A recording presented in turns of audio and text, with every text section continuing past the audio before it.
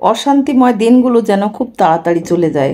আল্লাহ যেন আমাদের দিনগুলো সুখের ও শান্তির করে দেয়। আমিন। আসসালামু আলাইকুম। কেমন আছেন সবাই? আশা করছি ভালো আছেন। আলহামদুলিল্লাহ, আমরাও ভালো আছি। এই তো সকালটা শুরু হয়ে গেছে, আর কয়দিন ধরেই বৃষ্টি হচ্ছে। ভালো লাগছে না বৃষ্টি এত। আবার মনটাও অশান্ত, চারিদিকে অশান্তিময় পরিবেশ। সব কিছু মিলায়ে যাই হোক, বেশি ভালো নেই অনেকেই। তো যারা ভিডিওটা দেখতে শুরু করেছেন অবশ্যই আমার ভিডিওতে একটা লাইক দিবেন, যদি ভালো লাগে চ্যানেলটা সাবস্ক্রাইব করে পাশে থাকবেন। তো সকালবেলায় রুটি বানাই নিয়েছি, ভাজছি, আর এই তো একটু সেমাই রান্না করে নিয়েছি। সেমাইটাই প্রায় দিনই আমাদের বাসায় হয়, রুটির স্বাদ দেখা যাচ্ছে খাওয়া হয়, আবার পরেও খাওয়া হয়। তো ওই যে বললাম, মনটা বেশি ভালো লাগছে না, আমার মতো অনেকেরই ভালো লাগছে না। মানে কি করব না করব, মানে কিছুই ভালো লাগছে না। তারপরেও জীবন চলমান, সংসার চলমান, সব কিছু চলবেই। তো আজকে ভাবলাম ফ্যানগুলো একটু মুছে নিই। আমার বাসা যেহেতু 5-6টা ফ্যান, সব ফ্যানগুলো আমি একসাথে মুছতে পারি না, দেখা যাচ্ছে 2 দিন মিলাইয়ে মুছি। আর যেহেতু আমার এই যে কাজ করে চাচি, উনি খুব সকালেই চলে আসে, মানে 9টা 9:30টার মধ্যেই চলে আসে। সেহেতু তিনি আসার আগেই তোমাকে ফ্যানটা মোছা শেষ করতে হবে, কারণ মেঝেতে তো ময়লা পড়েই ফ্যান মুছলেই। তো ভাবলাম আর 2-3টা ফ্যান মুছি, আর অন্য দিন আর 2-3টা মুছবো, তাহলেই হয়ে যাবে। আর ফ্যান কালো হলে যেমন বাতাসও লাগে না, আবার দেখতেও ভালো লাগে না। মানে আমি বিছানাপুরে শুইলে বা বসলে ফ্যানের দিকে চোখ গেলেই আমার আর ভালো লাগে না, মনে হয় যেন ফ্যানগুলো আগে মোছার দরকার। আর যেহেতু ফ্যানগুলো আমি নিজেই মুছি, একটু কষ্টই হয় বিছানাপুর টুল দিয়ে দিয়ে মোছা। এই তো ফ্যানগুলো মুছে নিচ্ছি, কিছু করার নেই, যেহেতু আমাকেই মুছতে হবে কষ্ট হলেও। তো একে একে 3টা ফ্যান মুছেছিলাম, আর 3টা বাকি ছিল। সকালটা আমার মতো ম্যাক্সিমাম গৃহিণীরই একটু ব্যস্ততা কাটে, মানে সব কিছু মিলাই তাড়াহুড়া বেঁধে যায়।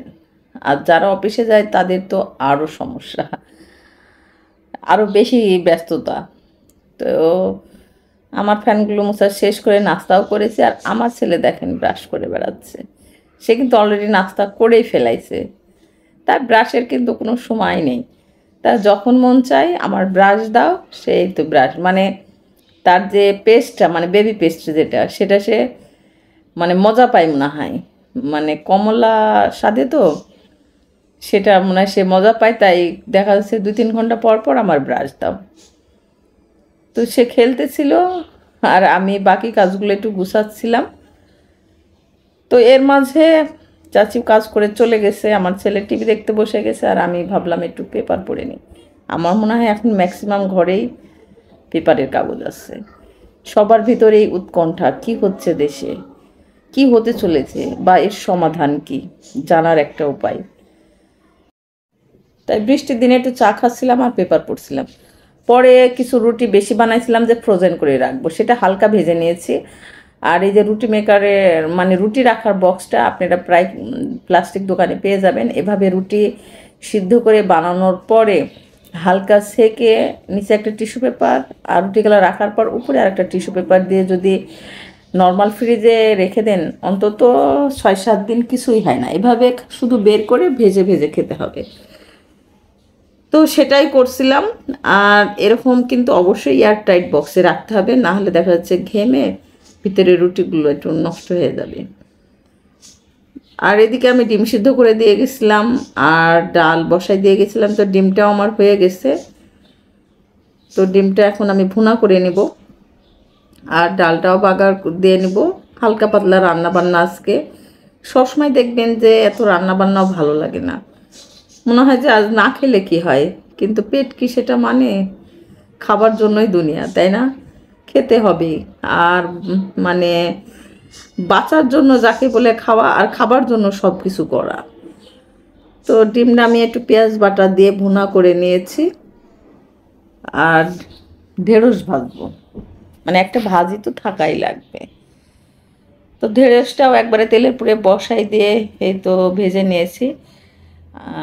ঢেঁড়স ভাজিটা দেখাচ্ছে আমার মেয়ে এসার বাবা দুজনাই পছন্দ করে, আমার মোটামুটি। আমার আবার ঢেঁড়সটা দেখা যাচ্ছে চিংড়ি মাছ দিয়ে কষায় রান্না করলে সেটাই মজা লাগে খেতে, ভাজিটা একটু কমই ভালো লাগে, যখন প্রথম ওঠে তখন ভালো লাগে।